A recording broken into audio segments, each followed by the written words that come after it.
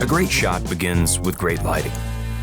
And while great lighting requires careful attention, it doesn't necessarily require expensive, high-wattage setups. With a bounce board, you can shape lighting at virtually no cost, but it's not always as simple as holding up a white sheet. This is the art of the bounce board. Before we reflect on reflectors, subscribe to StudioBinder and click the bell to stay up to date on all our filmmaking videos. Now, let the light shine in. And then there was light. A bounce board is a flat, firm surface that bounces light. It is typically lightweight for ease of use. Bounce boards may simply be called bounces and can also refer to reflectors. These boards may be low-tech, but they are used by cinematographers and photographers of all skill sets to get the perfect light setup.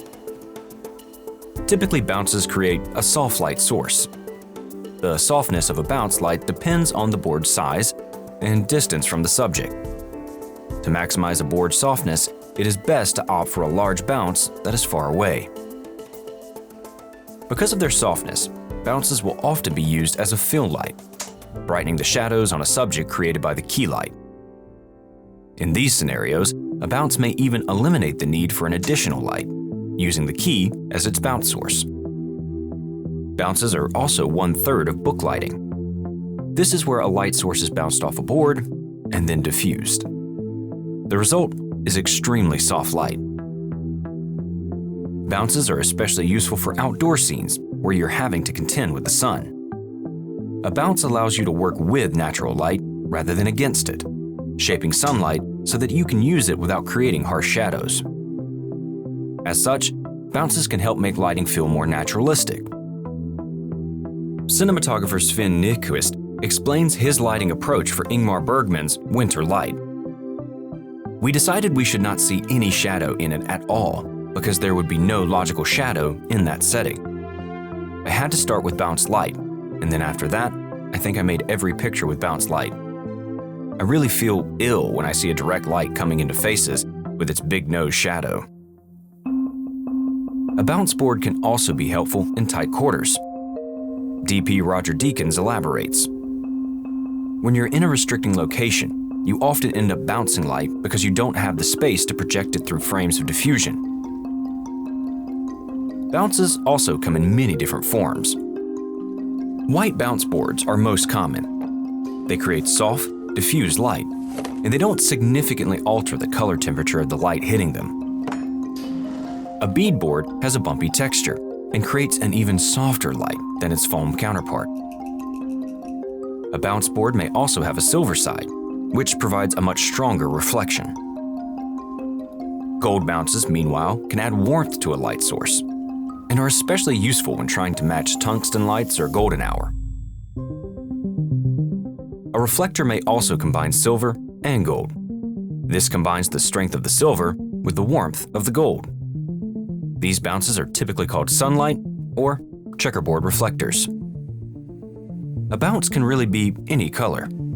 It all depends on the desired look. A black bounce board, for example, can act as a negative fill, absorbing light to darken shadows and create starker contrast.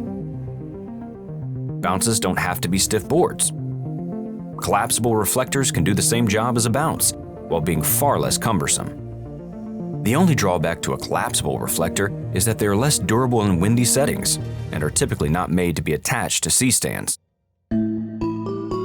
A bounce may even be built into a location. Walls, floors, ceilings, and more can be used as bounces in and of themselves.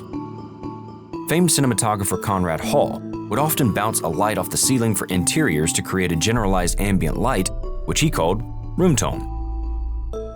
In this scene from Inglourious Basterds, Robert Richardson bounces light off the table to provide an underlight on his subject.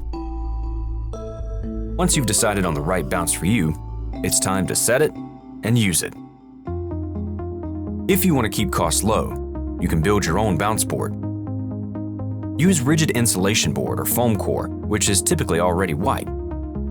You can tape two boards together to ensure durability. If you want a silver bounce, you can cover one side in aluminum foil. Typically, bounces are attached to C-stands using duckbill clamps, though often a crew member may simply Hollywood a bounce, meaning they'll hold it without a stand for the duration of the shot. It is important to test what your bounce is doing by flying it in and out.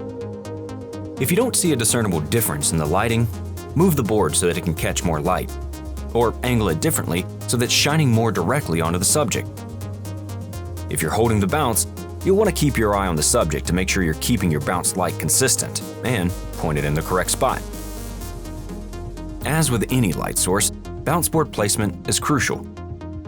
Simply placing the board in an area where it's bouncing the most light may not be flattering on the subject, or may make natural light feel unnatural.